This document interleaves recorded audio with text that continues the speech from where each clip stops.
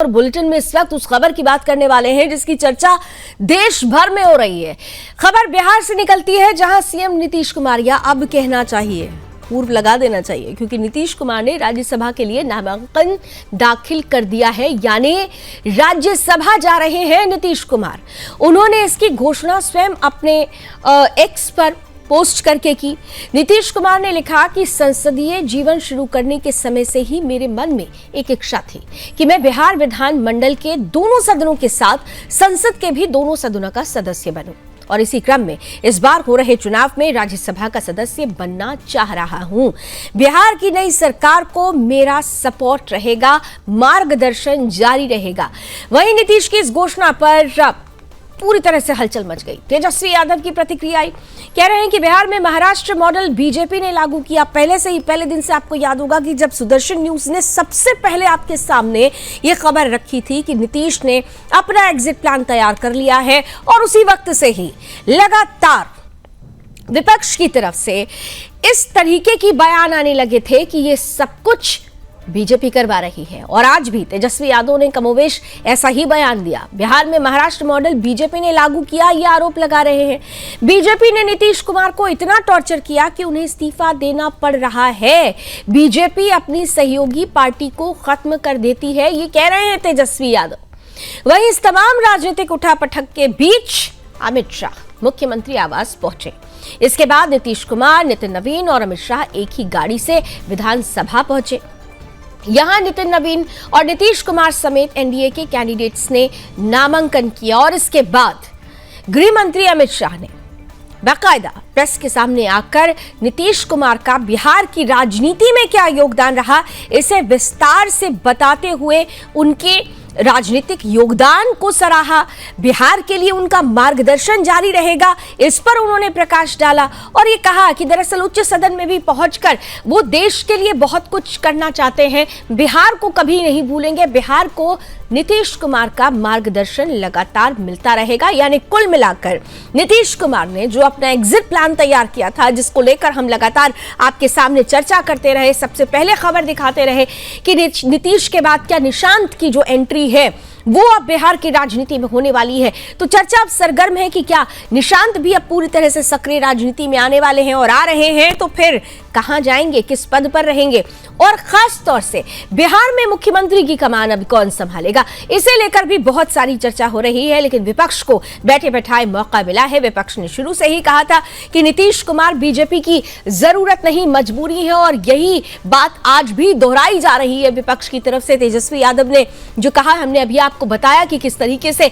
BJP पर आरोप लगाते हुए यह कहा जा रहा है तेजस्वी यादव की तरफ से कि बीजेपी ने महाराष्ट्र मॉडल लागू कर दिया। अब इस बयान के कितने दूरगामी जो परिदृश्य बनते हुए नजर आएंगे, उस पर चर्चा होती रहेगी। लेकिन इस वक्त सबसे बड़ी चर्चा यही हो रही है कि नीतीश कुमार अब जब राज्यसभा पहुंच रहे हैं, यानी उच्च सदन पहुंचने वाले हैं, तो बिहार को उनका मार्गदर्शन तो मिलता रहेगा, लेकिन जो कद नीतीश कुमार ने बनाया है, उस कद के बराबर वो चेहरा कौन होगा जो आने वाले समय में बिहार में मुख्यमंत्री की कुर्सी पर बैठेगा। इस बीच क्योंकि गृह मंत्री अमित शाह की मौजूदगी रही और उन्होंने नॉमिनेशन को लेकर, नीतीश कुमार को लेकर बड़ी बातें कही, क्या कुछ उन्होंने कहा आपके सामने रखते हैं। यशस्वी मुख्यमंत्री श्री नीतीश कुमार जी ने भी राज्यसभा में अपना नामांकन किया है। इसके साथ ही बहुत लंबे अरसे के बाद श्री नीतीश कुमार जी फिर से एक बार राष्ट्रीय राजनीति में राज्यसभा सांसद के नाते प्रवेश करेंगे। 2005 से लेकर आज तक नीतीश कुमार जी बिहार के मुख्यमंत्री रहे। उनका एक कार्यकाल एक प्रकार से बहुत यशस्वी रहा। ये कार्यकाल उनका बिहार के इतिहास में स्वर्णिम पृष्ठ के रूप में लिखा जाएगा, और बिहार के विकास के सारे मायने को उन्होंने गति देने का काम किया। उन्होंने अपने शासनकाल में बिहार को जंगल राज से मुक्त करने का काम किया। इन्होंने बिहार की सड़कों को न केवल गांवों तक जोड़ा, बिहार की सड़कों की स्थिति को भी सुधार किया। इतने लंबे करियर में विधायक, सांसद, मुख्यमंत्री, केंद्रीय मंत्री रहते हुए उनके कुर्ते पर कभी दाग नहीं लगा। पूरा जीवन भ्रष्टाचार के आरोप लगने बगैर इतना लंबा राजनीतिक सफर। देखिए, सब लोग जानते हैं कि बिहार का चुनाव जो है, एनडीए ने ये नारा दिया था कि 2025 से 30 फिर से नीतीश। और जिस तरह से चुनाव हुआ, बीजेपी के घटक दल भी सब लोग जानते हैं, एनडीए के सभी घटक दल, कि किस हिसाब से तंत्र मंत्र पूरा सिस्टम लगा करके चुनाव हुआ। और उस समय भी हम चुनाव में भी घूम करके कहते थे कि नीतीश जी को भाजपा के लोग जो है हाईजैक कर रखे हैं। हालांकि ये बिहार की हुकूमत और उनके एलाइज का एक अंदरूनी मामला है, लेकिन तब भी क्योंकि एक वक्त नीतीश कुमार जी हमारे भी साथी रहे इंडिया ब्लॉक में, तो उनका इलेक्शन के 3 महीने बाद राज्यसभा जाना, चलिए अब उन्होंने ये फैसला ले लिया है। बिहार की लोगों की उन्होंने खिदमत की, उसके लिए शुक्रिया, और आगे जाके उनका रोल अच्छा राज्यसभा में रहे। 30 युग का अंत कभी हो नहीं सकता। उन्होंने नया बिहार बनाया है। जैसे कर्पूरी ठाकुर और चौधरी चरण सिंह जिंदा हैं, ऐसे ही युग युग तक नीतीश कुमार भी याद किए जाएंगे। ये जाहिर है कि सदन की भी गरिमा बढ़ेगी, बहस का स्तर ऊंचा होगा, और यूं भी 2001 में अपनी ख्याति के चलते और अपने अच्छे बौद्धिक ज्ञान के चलते उन्हें बेस्ट पार्लियामेंटेरियन का खिताब भी मिला था। आपके इस ट्वीट का जिसका आपने उदाहरण दिया, तमाम बातें अपनी जगह, ये नीतीश जी की लैंग्वेज नहीं है। विरोध और समर्थन दोनों में उनके साथ रहे। ये दिल्ली में लिखा गया ट्वीट, मतलब कितना बचकाना लगता है ये सुनना भी। मतलब मैं कहूंगा, हमारी छोड़िए, बिहार में किसी बच्चे, किंडरगार्टन के बच्चे से कहिएगा ना कि ये ट्वीट इसका मतलब क्या समझते हो, वो कहेंगे कि ना। मुख्यमंत्री महोदय ने ट्वीट करके बताया कि एक सदन ऐसा था राज्यसभा जिसके वो अभी तक सदस्य नहीं बने थे, तो उनकी प्रबल इच्छा थी कि राज्यसभा के सदस्य बने, और उन्होंने कहा है कि विकसित बिहार के सपना को पूरा करने के लिए सदैव मेरा बिहार में जो भी सरकार के साथ मेरा जो है और हर वक्त मदद रहेगा। ये तो समझ में नहीं आ रहा मेरे को कि आपने चुनाव लड़ा, अपने चेहरे पर लड़ा, वोट बटोर लिए, जनता ने आपको चुनकर भेजा, अब आप विड्रॉ कर रहे हैं, किसके दबाव में कर रहे हैं, कि अच्छा से कर रहे हैं या मन मार के कर रहे हैं, इनका कुछ पता नहीं। और नीतीश जी ने वैसे भी बहुत बार अपना मन बदला है, कभी इस पाले में कभी उस पाले में। अब सुनने में आया कि वो दिल्ली आ रहे हैं। बिहार में क्या होगा, क्या दोबारा भाजपा वहां पर उनको दबाव बनाकर सत्ता हासिल करेगी, मैं नहीं कह सकता हूं, लेकिन जो कुछ भी हो रहा है ये जनता को धोखे में रखकर किया गया है। एक जनाधार वाले लोकप्रिय राजनेता और अनुभवी राजनेता रहे हैं। 20 साल मुख्यमंत्री रहना, मैं समझता हूं कि एक अनुभवशील और गैर विवादित व्यक्तित्व के धनी नीतीश कुमार ही हो सकते हैं। आदरणीय नीतीश कुमार जी ने आज बयान दिया है, ये अप्रत्याशित है, ये कहना ठीक नहीं है।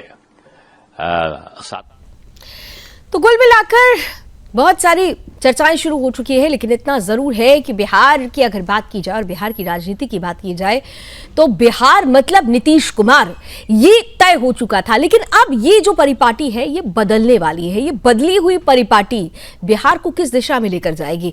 हमारे साथ बिहार ब्यूरो चीफ हमारे साथ इस वक्त प्रेम कश्यप जुड़ चुके हैं। प्रेम, बहुत सारी तस्वीरें अभी 2 दिन पहले ही जो हमने खबर दुनिया के सामने रखी, देश के सामने रखी कि नीतीश का एग्जिट प्लान, सबसे पहले हम वो चैनल बने और आपके माध्यम से वो खबर देश ने जानी और आज उस खबर पर मुहर लग चुकी है। बिहार मतलब नीतीश कुमार अब तक सुना जाता रहा है, लेकिन अब परिदृश्य बदल रहा है। तो फिर ये बदला हुआ परिदृश्य क्या होगा? और सबसे महत्वपूर्ण सवाल जो हर कोई जानना चाह रहा है कि भाई अब मुख्यमंत्री का चेहरा कौन होगा? क्या बीजेपी हाईजैक कर रही है? निश्चित तौर पर एक रिवाज, नीतीश कुमार का 2 दशकों से ज्यादा का अनुभव और बिहार के लिए बहुत ज्यादा कंट्रीब्यूशन, और उस कंट्रीब्यूशन को आज बिहार सराह रहा है। आप तमाम लोगों से भी बातचीत करेंगे, लोग बातों बातों में कहते हैं कि हाँ, नीतीश कुमार ने बिहार को बहुत कुछ दिया है। तो एक तरफ जहां नीतीश कुमार अब उच्च सदन यानी कि राज्यसभा की तरफ आ रहे हैं, हम लगातार 2 दिन से इस खबर के पीछे पड़े थे, हम बता रहे थे कि हाँ, नीतीश कुमार राज्यसभा जाएंगे, बिहार का पॉलिटिकल सिनारियो बदलेगा, बिहार का पॉलिटिकल लैंडस्केप भी बदलेगा और नए चेहरे को बिहार की कमान मिलेगी। तो अब ऐसा देखने को मिलेगा। फिलहाल एक बात जो मैं आपको बताना चाहूंगा कि तमाम सीनियर नेताओं के बीच एक म्यूचुअल अंडरस्टैंडिंग देखने को मिल रही है, एक बेहतर मैसेज कन्वे करने की कोशिश हो रही है, लेकिन तमाम कार्यकर्ताओं ने जंग छेड़ दिया है। कार्यकर्ताओं की नाराजगी देखने को मिल रही है। कार्यकर्ता मतलब आप देखेंगे कि मारपीट करने पे उतारू है प्रदेश अध्यक्ष से मिलने के लिए। कार्यकर्ताओं में इस चीज को लेकर नाराजगी है। खैर, ये सीनियर लीडरशिप का फैसला है, देर सवेर मानना पड़ेगा, लेकिन अब तक बिहार की कमान नीतीश कुमार के हाथ में रही है। नीतीश कुमार ने बिहार के लिए लंबा कंट्रीब्यूशन रहा है। और आपने जो सवाल किया कि अब बिहार किसके हाथ में, तो कई नाम चल रहे हैं अब तक। मतलब बीजेपी का ये ट्रेंड रहा है, चाहे हम राजस्थान में देखें, दिल्ली में देखें, मध्य प्रदेश में देखें, जहां जहां बीजेपी आई तो नए नए चेहरे को मौका मिला, नए चेहरे को सामने लेकर आई। लेकिन बिहार के अगर परिदृश्य से बात करेंगे तो हो सकता है कि कुछ अनुभवी चेहरे को मैदान में लाया जाए।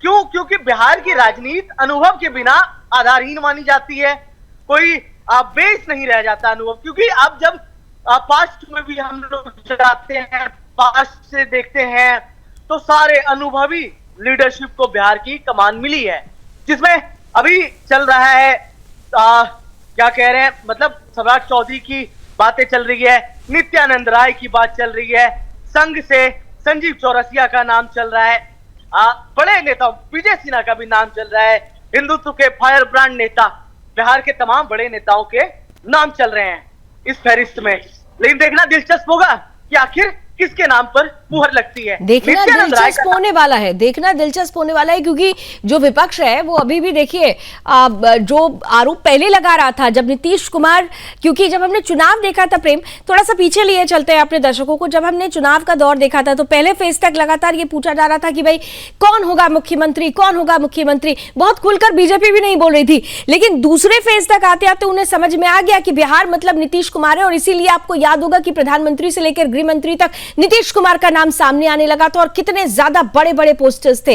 लेकिन उस वक्त भी विपक्ष ये कह रहा था कि नीतीश जरूरत नहीं मजबूरी है, और आज भी वही बयान तेजस्वी यादव देते हुए नजर आ रहे हैं और ये कह रहे हैं कि ये सब कुछ बीजेपी का करा धरा है। बीजेपी इसे लेकर कैसे रिएक्शंस दे रही है?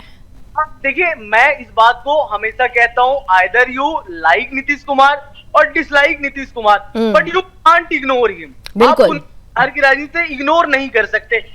बीजेपी एक तरह से म्यूचुअल अंडरस्टैंडिंग शो कर रही है। अभी विधानसभा से निकलने के साथ ही नितिन नवीन के आवास पर बैठक हो रही है।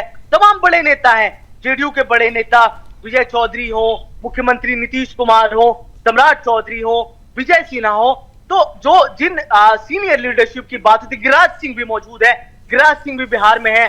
तो जिस सीनियर लीडरशिप की बात होती है, सीनियर लीडरशिप वही म्यूचुअल अंडरस्टैंडिंग शो कर रहा है।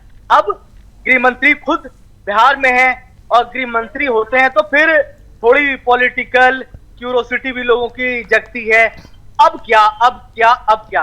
तो अब क्या क्या जो जवाब है थोड़ा समय पर छोड़ देते हैं, समय पर छोड़ देते हैं, लेकिन समय के बाद जो तस्वीर आएगी वो बेहद दिलचस्प होगी।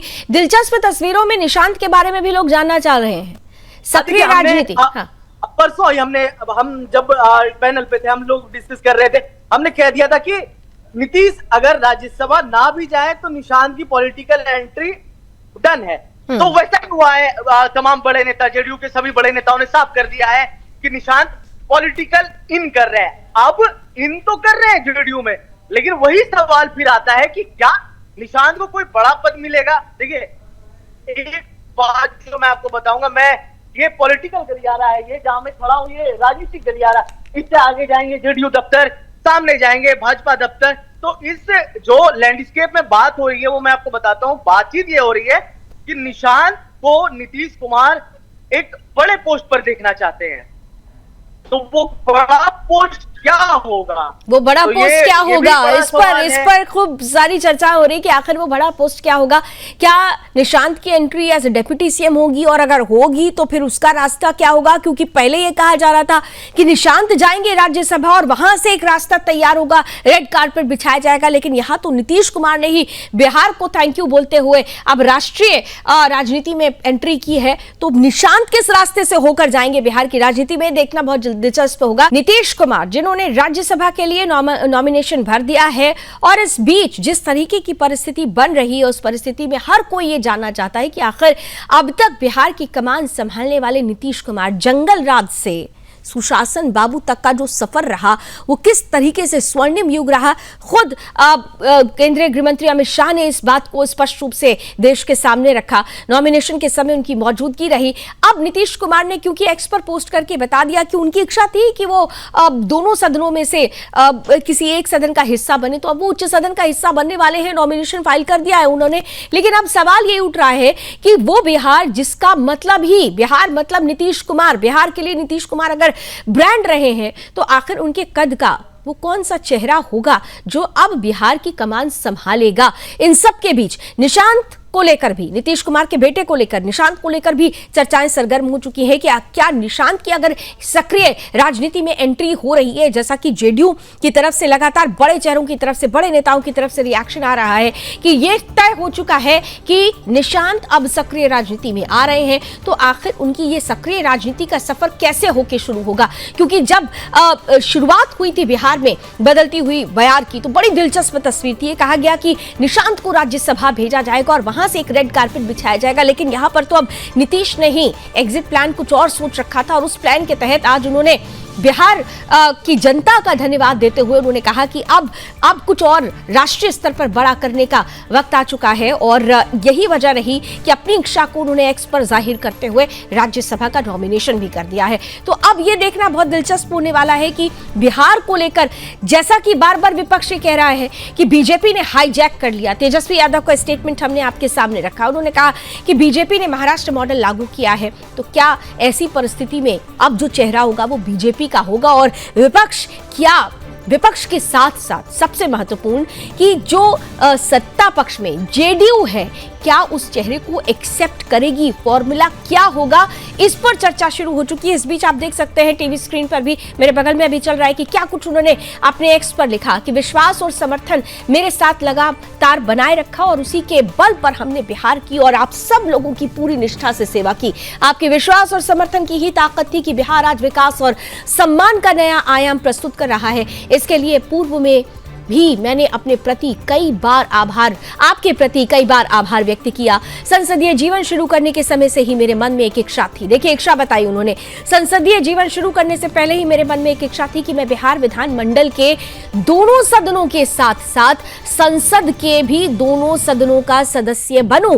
इसी क्रम में इस बार हो रहे चुनाव में राज्यसभा का सदस्य बनना चाह रहा हूं। मैं आपको पूरी ईमानदारी से विश्वास दिलाता हूं कि आपके साथ मेरा ये संबंध भविष्य में भी रहेगा और आपके साथ मिलकर एक विकसित बिहार बनाने का संकल्प पूर्ववत कायम रहेगा। जो नई सरकार बनेगी उसको मेरा पूरा मार्गदर्शन रहेगा, पूरा समर्थन रहेगा। नीतीश के कार्यकाल की अगर उनके राजनीतिक सफर की बात की जाए तो 70 के दशक में, और आपको याद होगा कि जब खास तौर से जेपी के समय से जो परिस्थिति बनी, तब से लेकर अब तक में नीतीश कुमार ने बिहार में जिस तरह की सत्ता का पूरी तरह से निर्वहन किया, जिस तरीके से सत्ता संरक्षण और राजनीति का निर्वहन किया, बेदाग चेहरा है, भ्रष्टाचार का एक आरोप नहीं है। और ऐसे में इस छवि के साथ ही उनको सबसे महत्वपूर्ण जो सम्मान था वो बिहार की जनता ने दिया था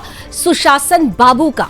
और अब वही सुशासन बाबू अगर ये इच्छा जाहिर करते हुए कि वो राष्ट्रीय राजनीति में उतर रहे हैं, दोनों सदनों का हिस्सा बने और राज्यसभा का नॉमिनेशन उन्होंने कर दिया है, तो उनकी जैसे बेदाग छवि थी उसी छवि वाला कौन सा वो चेहरा होगा जो बिहार की जनता में वही विश्वास, वही विश्वसनीयता का बीज बो पाएगा जैसा कि नीतीश कुमार ने बीज बोया भी और एक विराट राजनीतिक वृक्ष जो है अपने नाम का वो लगाया भी, और आज तक उसकी चर्चा बिहार की राजनीति में हो रही है। प्रेम हमारे साथ दोबारा जुड़ चुके हैं। प्रेम, बहुत सारे रिएक्शंस, और अभी मैं देख रही थी अभी तो रिएक्शंस आने का सिलसिला शुरू ही हुआ है, लेकिन एक बात, जेडीयू दफ्तर के बाहर तोड़फोड़ होती है, जेडीयू के अंदर अभी भी भले ही नीतीश कुमार ने स्पष्ट कर दिया, एक्स पर पोस्ट लिख दिया, नॉमिनेशन फाइल हो गया, लेकिन अभी भी अंदर खाने कुछ परसेंट का असंतोष बाकी है।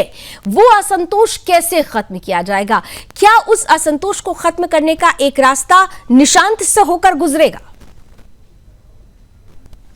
से अभी तक जो चीजें चल रही है, जैसा कि मैंने आपको शुरू में बताया कि जो टॉप लीडरशिप है, टॉप लीडरशिप का एक्सेप्टेंस है, म्यूचुअल अंडरस्टैंडिंग देखने को मिल रहा है, कोऑर्डिनेशन देखने को मिल रहा है, सब बैठकर विधानसभा में हो, विधानसभा में जेडीयू बीजेपी के तमाम नेता मौजूद थे, शीर्ष नेता मौजूद थे। इसके बाद नितिन नवीन जी के आवास पर, जो राष्ट्रीय अध्यक्ष हैं उनके आवास पर, तो सीनियर लीडरशिप में म्यूचुअल अंडरस्टैंडिंग देखने को मिल रहा है, लीन कार्यकर्ताओं में रोष है। और जैसा कि आपने कहा कि निशांत को होकर मान मनोबल का ये जो चीजें हैं वो चलेगी, तो हो सकता है अगर निशांत को अच्छा जो डेजिग्नेशन चाहता है, उनका पूरा कुनबा चाहता है, अगर वो मिलता है तो साफ तौर पर एक्सेप्टेंस तो होगी। और ऐसे नीतीश कुमार की स्वीकार्यता बिहार में कोई उस पर सवाल नहीं है। नीतीश कुमार को बिहार के लोगों ने एक्सेप्ट किया, 20 साल से ज्यादा सत्ता दिया।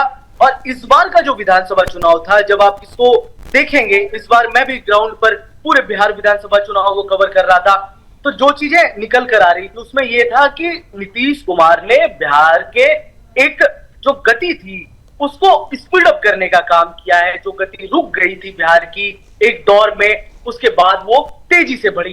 तो ये चीजें जी, यानी कुल मिलाकर अगर अभी देखें तो नीतीश कुमार ने, जैसा कि अभी प्रेम भी बता रहे हैं, बिहार को स्पीड देने के लिए, बिहार के विकास को एक अलग आयाम देने के लिए नीतीश कुमार ने जो किया वो नीतीश कुमार की पहचान बन गई, और वही पहचान आज बिहार की जनता के दिलों में राज करती है। तो ऐसे में अगर नीतीश कुमार बिहार को बिहार से विदा लेकर राष्ट्रीय राजनीति में आते हैं तो फिर बिहार के लिए, जैसा वो कह रहे हैं कि सपोर्ट नई सरकार को जारी रहेगा, मार्गदर्शन दिया जाता रहेगा, तो किसको दिया जाता रहेगा?